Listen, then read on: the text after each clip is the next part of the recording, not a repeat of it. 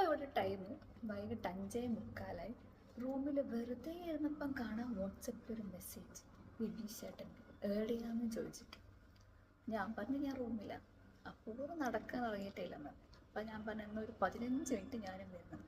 അങ്ങനെ ഞാൻ ഇറങ്ങി, ഇനി ഒരു നടന്നിട്ട് വരാം.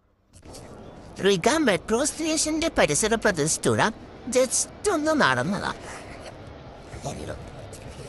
ഒരു സാധനം ഒരാളടുത്തൊന്നും വാങ്ങിയതാ. എന്റെ ബാക്കിൽ തന്നെ ഓടലായിരുന്നു എന്നോട് ഇംഗ്ലീഷായിട്ടുണ്ടായിരുന്നു. നല്ല ചൂടാണ്. നടന്ന് ചൂട് സഹിക്കാൻ പറ്റാതെ ഇപ്പോൾ ഞങ്ങൾ മോളുടെ ഉള്ളിൽ കയറി ജസ്റ്റ് ഒന്ന് തണുക്കാന്ന് വിചാരിച്ചു. ഞങ്ങൾ മോളുടെ ഉള്ളിൽ നടക്കും. അങ്ങനെ നടന്നുകൊണ്ടിരിക്കും ഞങ്ങളതേ ഒരു ഷോപ്പിൽ കയറി. അവിടെ കയറിയിട്ട് നോക്കുമ്പോഴേ കുറെ കണ്ണടക്കുത്തമ്മർ എന്നെ നോക്കി വെക്കുന്നു. അതിൽ നിന്ന് വലുത് എന്നെ അങ്ങടുത്ത് വെച്ച് നോക്കി. അതെ കണ്ടിട്ട് തൊട്ടപ്പുറം നിനക്ക് ചേട്ടനോട് അടിപൊളിയാണ്. എനിക്കാളെ അധികം സന്തോഷമായി. അത് കഴിഞ്ഞ് അവിടെ 2 തരത്തിന് ഐസ്ക്രീം കിട്ടുമെന്ന് വേണ്ടത് നേരെ അങ്ങോട്ട് പോയി.